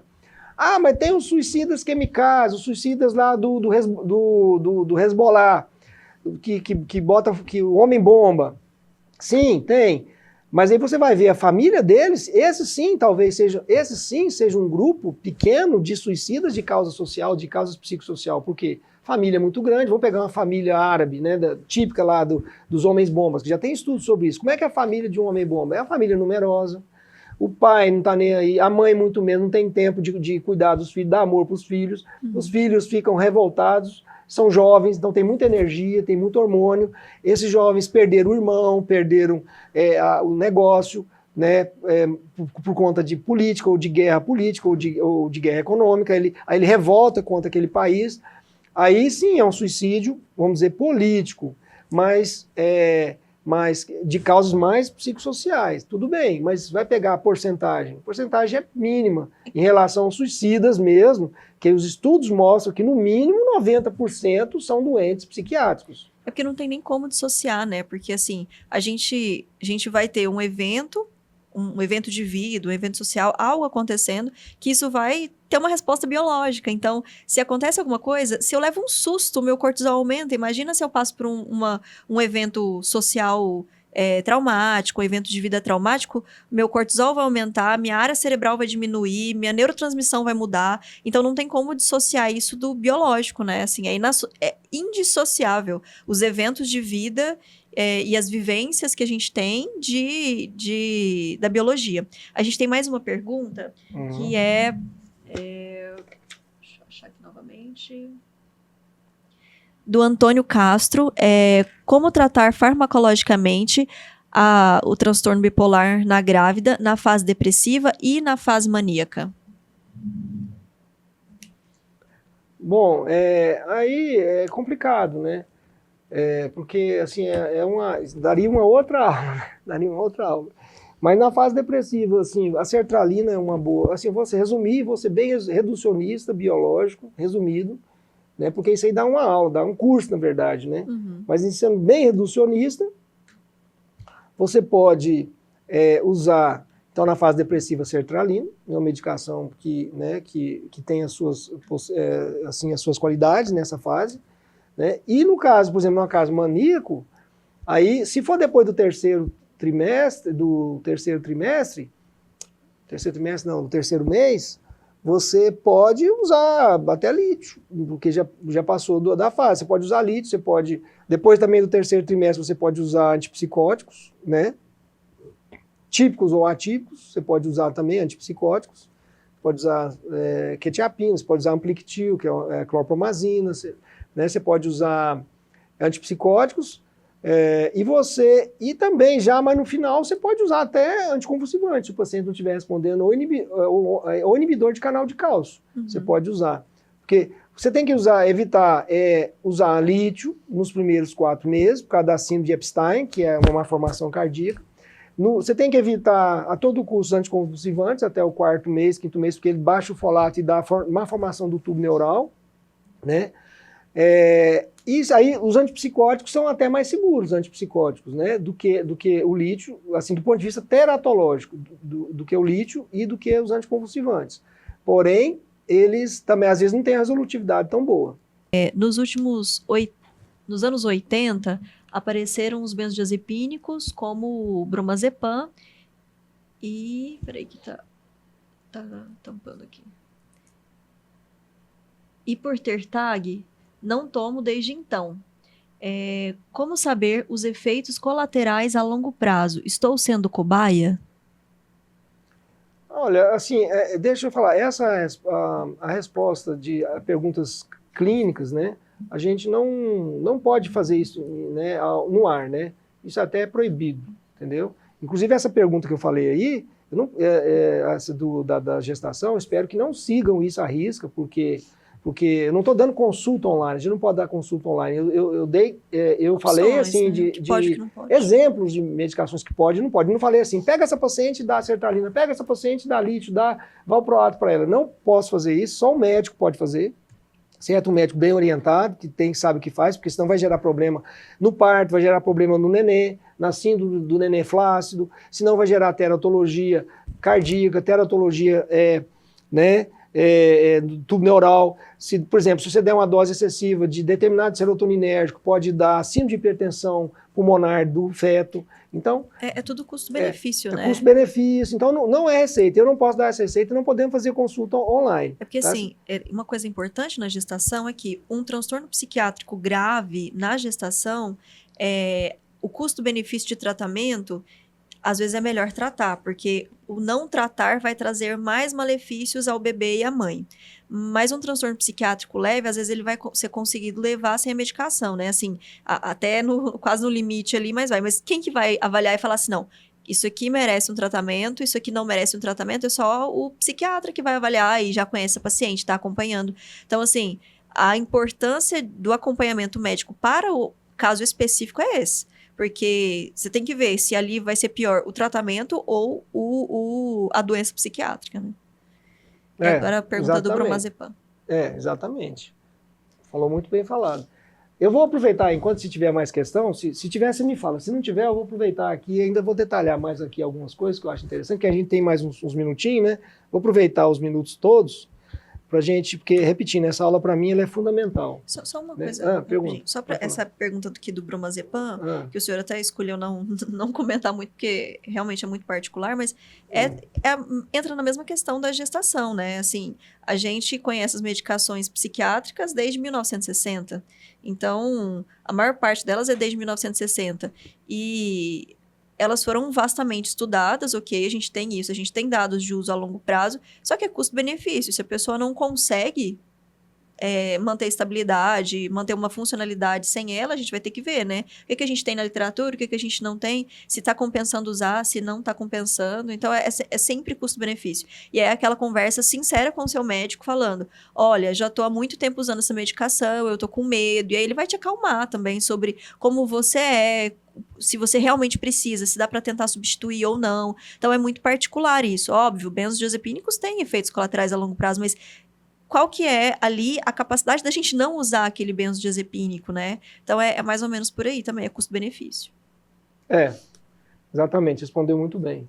Então, assim, continuando aqui, analisando aí, você vai vendo, Gabriela, se tem mais questões e tal, se tiver, você dá o toque aí. Mas, assim, o que eu quero, essa síndrome psiquiátrica geral, vou dar um exemplo para vocês de como é que ela funciona na prática, por exemplo. Às vezes, a gente pega um paciente com anorexia, né, anorexia nervosa.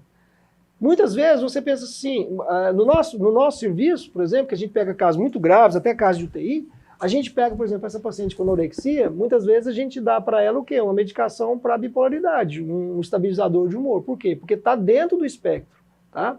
A gente encara a anorexia como um tipo de dismorfia, como um tipo de obsessão, a pessoa fica obcecada pelo corpo. Essa obsessão tem relação com ansiedade, com depressão, e essa depressão, por sua vez, tem relação com bipolaridade. E às vezes tem relação com psicose. Por isso que muitas vezes a gente dá antipsicótico. Então, assim, no tratamento da anorexia, muitas vezes a gente usa antipsicótico, que é uma medicação que não teria nada a ver, você pensa, mas a anorexia não é uma psicose? É um tipo de psicose, porque a pessoa perde o controle da imagem corporal. Eu tô gorda, e a pessoa tá magrinha. Eu tô bem, a pessoa tá morrendo, entendeu? Então, é uma psicose. Então, assim, tá dentro da síndrome psiquiátrica geral. Então, você vai dar antipsicótico. Mas você vai dar lítio? Sim, você vai dar lítio, porque lítio trata a obsessão, porque lítio mexe com a serotonina, e a serotonina está envolvida na obsessão. Tem uma meta-análise de outubro de 2023, assim, razoavelmente recente para meta-análise, né, que não é tão fácil de fazer, sobre transtornos alimentares. E a anorexia, nessa meta-análise, ela testa várias medicações e aí a avaliação dela são duas. Eu achei o trabalho, assim, excelente. Eles avaliam desfecho numérico, né? Aumento de peso, mas eles avaliam também o impacto na fisiopatologia. Então, se o pensamento da pessoa foi alterado, o núcleo psicopatológico daquela doença foi alterado, se a dismorfia corporal que aquela pessoa tem foi alterada, ou na compulsão alimentar, se o desejo, aquele prazer na comida foi alterado, né? E lá ele traz duas medicações como sendo resolutivas, as mais resolutivas para anorexia, que é o carbolítio e a olanzapina, porque eles meio que, a olanzapina despsicotiza, né? Despsicotiza esse paciente que está se vendo de uma maneira totalmente alterada, e o lítio, ele mostrou, assim, muito que o humor daquela pessoa está instável, né? Instabilizado, a ponto de gerar essa psicose. Então, uma psicose associada à alteração de humor numa pessoa que é extremamente obsessiva, e é desenhado dessa maneira. Então, quando você trata com essas duas medicações, você tem uma resolutividade de fisiopatologia, de pensamento, de estrutura de pensamento e de resultados. Então, a paciente consegue, a longo prazo, manter o peso adequado. Mesmo com a olanzapina, engordaria por si só, né? Mas eles usam outras medicações que engordam e elas não resolvem. Quem resolve a psicose dessa paciente, né? Entre aspas. Exatamente. Brilhante raciocínio. E só complementando isso que você está falando, já citando a literatura, pra você ver o tanto que é grave. É que eu falo, a base da psiquiatria Está nisso aqui, está no conceito, está na mudança conceitual. Se a gente não muda o conceito, isso é da filosofia da ciência, né? O conceito está na base de tudo. Se você não muda o conceito, você vai ficar pensando daquele jeito e vai dar tudo errado. Então, assim, você está citando estudos. Eu também li um artigo recente que me escandalizou, que saiu naquela revista Debates em Psiquiatria, uma revista brasileira da BP, publicada pela BP. E nessa revista eles fazem um estudo lá, uma revisão da literatura de anorexia. Qual que é a conclusão que eles chegam? Esse trabalho ele é grande, muito bem feito até por sinal, é um trabalho que faz revisão, e aí eles fizeram revisão da parte psicoterápica, a parte biológica, e aí na parte farmacológica, qual que é a grande conclusão deles? Nenhum remédio funciona, nada funciona. Por quê? Porque eles estão olhando a anorexia como uma doença. Você entendeu? E não como um sintoma de uma síndrome psiquiátrica geral. Então, assim, se nenhum remédio funciona, o paciente chega para mim no hospital, a literatura não me respalda em nenhuma medicação, isso repetindo, desse trabalho científico publicado, esse artigo científico publicado na revista Debates em Psiquiatria, de 2023 também, dizendo lá que nenhum remédio funciona. Então, se o paciente chega para mim, eu tenho que deixar ele morrer. Porque medicina baseada em evidências, né? Então, nada funciona, seu filho vai morrer aqui, entendeu? Eu não posso aceitar isso. Né? Em nome da evidência médica, eu não vou falar para a família nenhum remédio funciona e eu não vou dar nada para ele, vou deixar ele aqui morrer nas minhas mãos. Então, eu tenho que tomar posição, não tem? Eu tenho que tomar uma posição. A minha posição é essa, síndrome psiquiátrica geral. Eu vou entender esse indivíduo como um psicótico que está recusando, que quer morrer, como um suicida, como depressivo, como obsessivo, uma obsessão que tem sintomas dismórficos corporais, e vou dar para ele, então, para tratar do transtorno de humor dele, vou dar o lítio, e para tratar essa psicose dele, entre aspas, eu vou dar o antipsicótico. Pode ser o olanzapina, pode ser aloperidol, eu prefiro mais o aloperidol, justamente porque ele não engorda tanto. Né? E o paciente anoréxico dá uma surtada com... Você não pode engordar um paciente anoréxico, assim, além da conta, né? Isso é um problema que a gente tem que cuidar, a gente não pode engordar excessivamente. E a olanzapina, infelizmente, ela engorda. Então, eu prefiro aloperidol. Mas veja bem, como que o meu raciocínio, ele é fisiopatológico. Sim. Ele não é um raciocínio nosográfico, tipo, anorexia é uma doença, e o que eu tenho para essa doença? Nada. Pelo menos nesse artigo. Esse outro que você falou tá indo mais, eu acho que tá indo mais na linha correta. O que eu li dizia que não tinha, eu até levei para os residentes lá, assim, discutir esse artigo, porque eu falei, olha aqui que absurdo, não tem tratamento medicamentoso, né? Então, por quê? Porque você pensa nessa casinha assim, ó, não, é doença, então não tem tratamento. Não, eu não vou pensar assim, eu vou pensar numa síndrome psiquiátrica geral, anorexia é um sintoma de obsessão, de dismorfia, com ansiedade, com depressão, com psicose, vou tratar esses sintomas. Vou tratar os sintomas da psicose, vou tratar os sintomas da depressão. E assim a gente obtém sucesso. Graças a Deus, por exemplo, ninguém nunca morreu lá com a gente em termos de anorexia. Nunca tivemos morte hospitalar. A gente tem mais algumas perguntas aqui. Fala aí. Deixa eu voltar aqui. É um comentário, né? Mas acho que vale a pena. Desde os 4 anos, a pessoa fala em suicídio e foi acompanhada por psicólogas e psiquiatras. Hoje, com 18 anos, fala de vez em quando em suicídio. É um comentário, né? Tem mais algum outro? Não? Porque... Tá. Foi apenas um comentário, não foi uma pergunta, não foi... É sobre, assim, esse início muito precoce, né? 4 anos já a pessoa já falar de suicídio. Sim, é um indício de doença do humor grave. Doença grave, né? Doença bipolar, grave do humor, né? Às vezes, né? Transtorno grave do humor.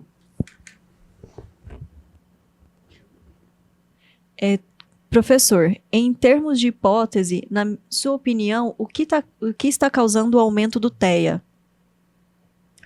Além do número do diagnóstico, né? Assim, por que está sendo tão fácil? Tão comum esse diagnóstico? Sim. Olha, aí tem 2 fatores, né? Tem um fator biológico, né? Isso não sou eu que estou falando, tá? Isso aí é a literatura que está falando. Se você pegar a literatura, meta-análise, revisões, tem várias hipóteses, mas tem um fator que é ubico, que é comum, generalizado, que é a idade das mães, né? Então, está havendo as mães estão tendo, as mães e os pais também, não é só mães, são os pais também. A procriação está sendo uma idade muito provecta, então as mães estão sendo mães e pais tardios, então isso aumenta a incidência de autismo, isso é um fato, né? O outro fato é a questão hormonal também, né? Esse não é tão... Essa questão hormonal, quer dizer, o uso de hormônio, né? Muito uso de hormônio, tanto homens quanto mulheres. Esse não é tão, assim, como eu diria, segura essa informação. Essa da idade é segura, é o único fator que hoje, cientificamente, é comprovado no aumento do autismo, é a idade provecta. Isso aí é ponto passivo, qualquer artigo fala disso, artigo científico, né? Esse é um ponto. Tem esse problema do hormônio, e a gente tem também um problema aí social, tá? Um problema social, porque veja bem, se você pega sintomas do autismo, tá? Sintomas do autismo, por exemplo, uma fixação em determinado assunto, né? Uma dificuldadezinha relacional, uma dificuldade de falar bom dia e tal, etc. Se você pega vários sintomas, dificuldade, apetite caprichoso, né? Dificuldade de olhar no olho e tal, se você pega vários sintomas, você vai aumentar o diagnóstico de autismo. Por exemplo, todo nerd vai ser autista. Todo paciente ansioso, pessoa ansiosa, vai ser autista, porque está fugindo do contato, né? Todo depressivo vai ser autista, porque ele está assim, ensimesmado em si mesmo. Então você vai aumentar demais o diagnóstico. E infelizmente virou um diagnóstico social, glamuroso. E o governo estimula isso, o próprio governo. O governo hoje tem... Até eu tenho uma mãe de uma criança autista que me falou assim, isso é a mãe de uma criança autista, não sou eu que estou falando. Ela falou assim, nossa senhora, isso aí é um avalanche de coisa que a gente tem que andar com a carteirinha de autista de pendurado, inclusive assim, com coisas que são absurdas do meu ponto de vista, porque ela falando. Por exemplo, o autista agora ele pode ir no cinema de graça. Mas quem é autista, igual a minha filha é autista grave, ela não vai no cinema, tá me entendendo? Então assim, são coisas... Aí esse tipo, gerou-se uma indústria do autismo, nós até aqui no canal Novo Normal nós temos só sobre isso.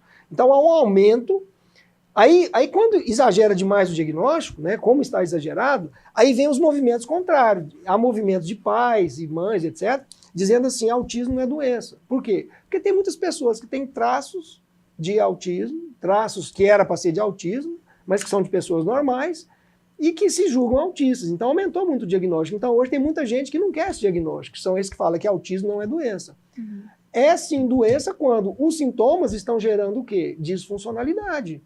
Um autista que quer arrancar os olhos, um autista que bate a cabeça, um autista que esmurra os pais, um autista que não come, um autista que não dorme, ele é um doente. Então, a medicina não lida com variações da normalidade. Eu sou mais tímido, eu sou autista? Para a medicina, não.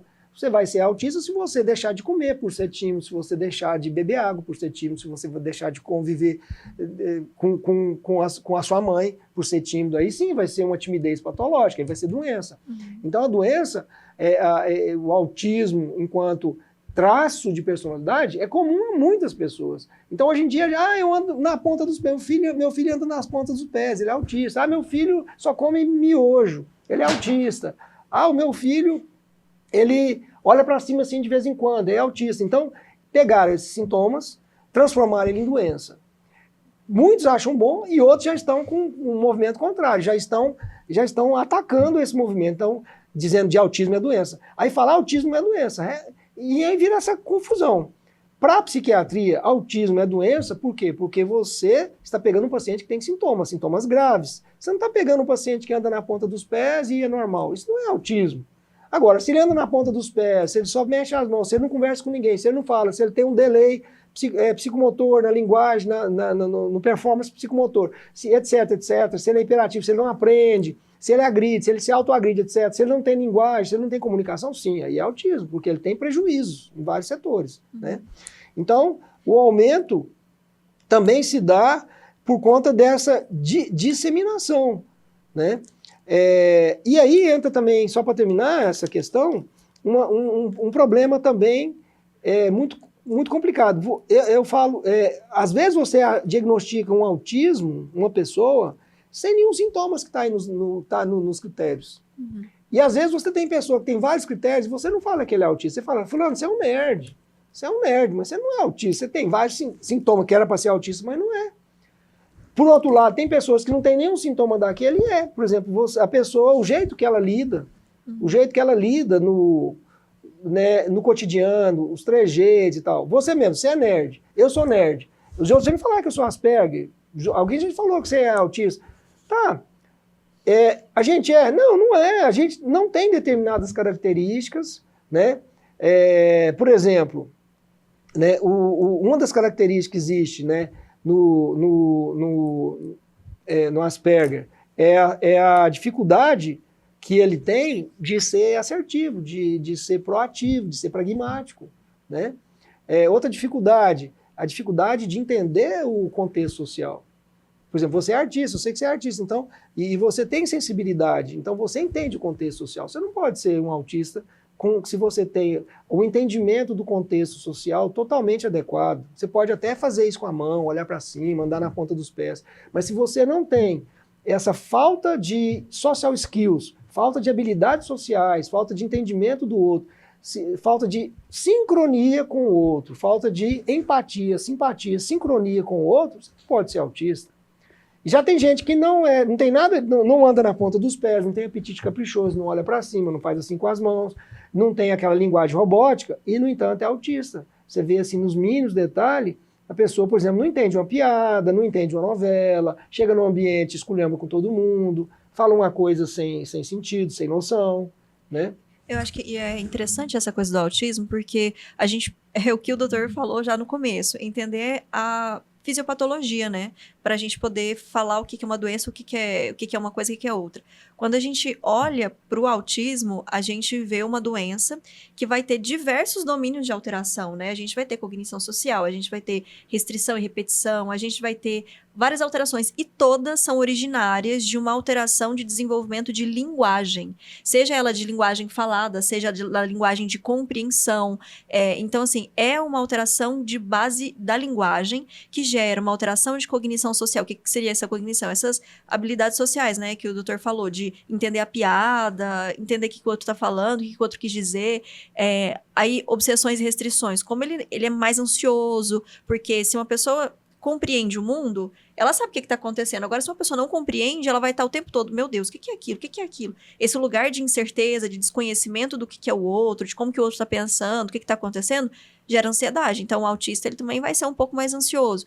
Aí, beleza, como que eu vou falar que uma pessoa que tem uma alteração de desenvolvimento de linguagem, com alterações em todos esses campos de diagnóstico, ela é uma pessoa autista? Quando a gente vai ter uma disfuncionalidade. Então, o que o doutor bem disse. Mas o que está acontecendo hoje? Eu fiz um teste diagnóstico aqui com teste neuropsiquiátrico. Neuropsicológico. Neuropsicológico, isso. Fiz um teste neuropsicológico e veio alteração nesse domínio. Um pontinho acima, e o paciente tem disfuncionalidade 0. Esse paciente vai ganhar o diagnóstico? Ele vai ganhar, mas para que ele quer o diagnóstico?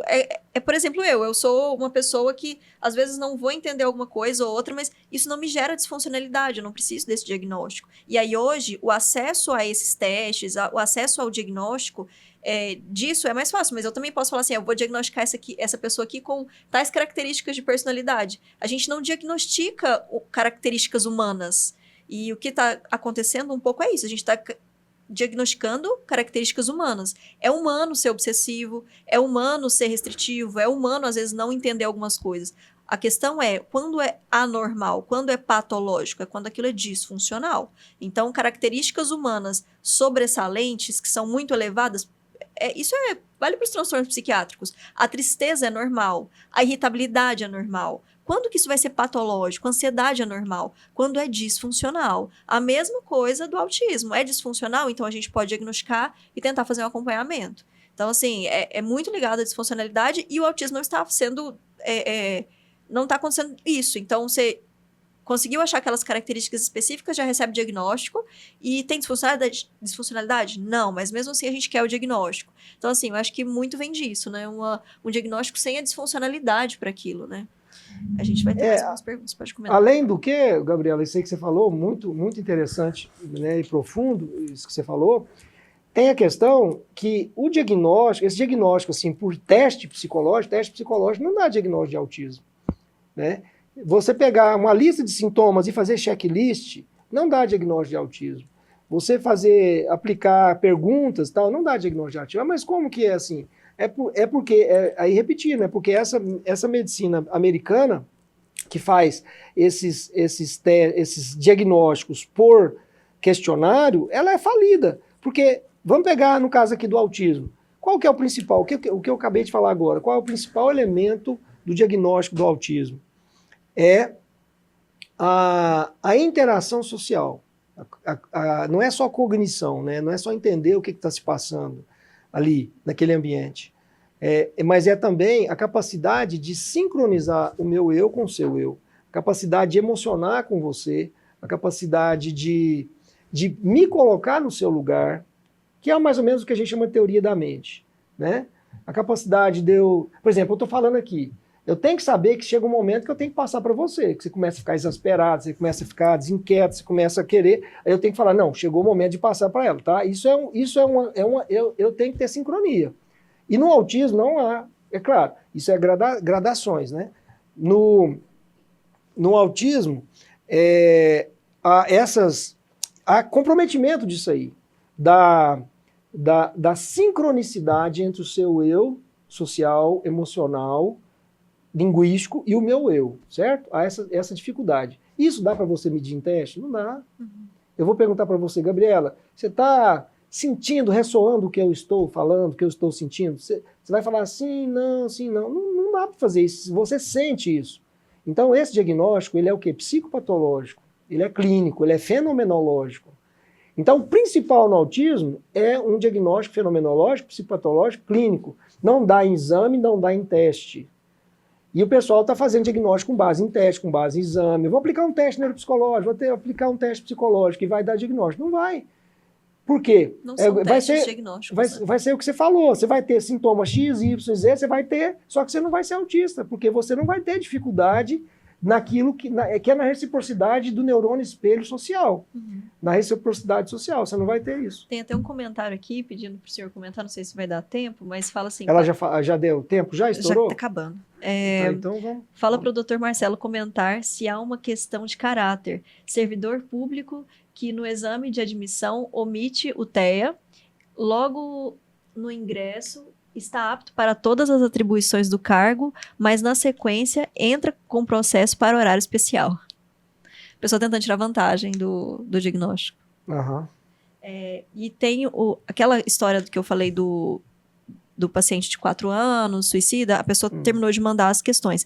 E essa pessoa tem uma, assim... A família não está dando conta, né? Não está sendo suficiente. A pessoa é uma pessoa bonita, passou no vestibular de medicina e tudo mais. Como que lida com essa situação dentro da família? Com qual situação? Com aquela do suicídio. O paciente de 4 anos... Sim, mas pelo que eu me lembro, ela falou que 4 anos ela tinha suicídio e agora, 18 anos, ela não tem mais suicídio. Continua com ideias suicidas. Mesmo tem assim, que procurar um psiquiatra, um bom psiquiatra, né? Não tem jeito de... Sim, você tem que procurar um bom psiquiatra e ver o que está acontecendo, né? Que, inclusive, a pessoa pode ter até alterações bioquímicas, né?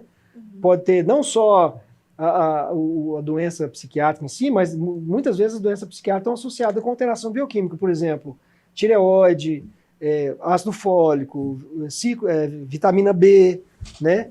Tem que ver tudo isso aí. Então tem que fazer uma consulta psiquiátrica adequada. A Luciana até comentou aqui, o autismo não é uma simples alteração da linguagem, é a alteração do contato, tem a ver com teoria da mente. Sim, mas a teoria da mente ela só é criada a partir da linguagem. Quando eu falo linguagem, não é a linguagem falada, é o desenvolvimento do pensamento de linguagem, porque a gente só consegue desenvolver a linguagem e a cognição social por causa dessa estruturação do pensamento. A linguagem ela é responsável por estruturar o pensamento. Se a gente não consegue estruturar esse pensamento a partir da linguagem, a nossa cognição social fica alterada. Inclusive, essa é até uma diferenciação que a gente tem agora do autismo, o Asperger, que agora não é mais Asperger, é tudo autista, e que o Asperger não tinha alteração de linguagem. Mas a linguagem, não tô falando do que a gente fala. Ele tem comumente atraso de linguagem, ok, mas não é isso que eu tô falando quando eu falo linguagem. É a estruturação do dos conceitos que geram essa alteração de cognição social, essa estrutura até do eu secundário, que o senhor até falou em alguns livros já, sobre essa estrutura psíquica, né? Do eu pensante, do eu que estrutura o pensamento social, a cognição social. Exatamente. Só para ficar claro. Uhum. É isso. Podemos. Acho que a gente pode finalizar. Acho que não tem mais perguntas que sejam mais... que duram só 5 minutos para a gente responder. Então é isso, galera. Eu vou agradecer a audiência de vocês, a participação também. Foi muito interessante, as perguntas foram ótimas.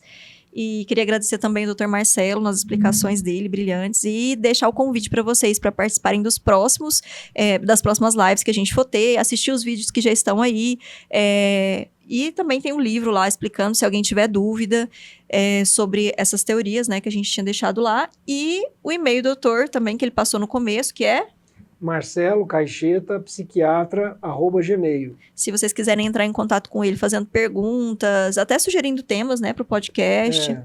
É isso, galera. Então, até a próxima. Se o doutor quiser se despedir também. Não, eu queria te agradecer, foi excelente. Espero que você volte mais, que você participe do nosso projeto. É da Cláudia, mas nós estamos precisando de gente aqui, né? Então, eu acho que saiu excelente, muito bem. E fica para a próxima. Mais questões vocês podem mandar por e-mail. Desculpe aí se eu não pude responder algumas por questão ética, né? Não é porque eu não, por grosseria, apesar de eu ser meio Asperger também, às vezes eu respondo de modo grosso, assim, mas enfim, eu peço desculpas, né? Espero vocês na próxima. Estamos aí dispostos a ajudar quem tem interesse, médicos que têm interesse em se aprofundar até clinicamente disso na área hospitalar, na área de prática. Nós temos um serviço acadêmico para isso, então pode mandar e-mail, né? E nosso interesse é melhorar a psiquiatria, não é dar uma de revolucionário, mas melhorar a psiquiatria. O nosso objetivo final é melhorar o atendimento aos pacientes, a quem está sofrendo, né? E dar aos médicos um instrumento teórico e prático, também clínico, de melhoria da sua prática. Não temos nenhum interesse, sim, de sermos, né, estarmos trazendo uma coisa revolucionária, apesar de que a gente está trazendo uma coisa revolucionária. É isso. Modéstia, né? Modéstia é um ódio. Mas tá bom. Obrigado mais uma vez. Muito obrigado a vocês da equipe, a Cláudia, ao pessoal da HELP, que tem nos ajudado muito também, que é essa agência aqui, gente. É uma agência excelente, que tem finalidade, assim, eles são muito legais com a gente, nosso projeto é social e eles ajudam muito a gente. Então, nosso agradecimento a toda a equipe da HELP, tá bom? Obrigado.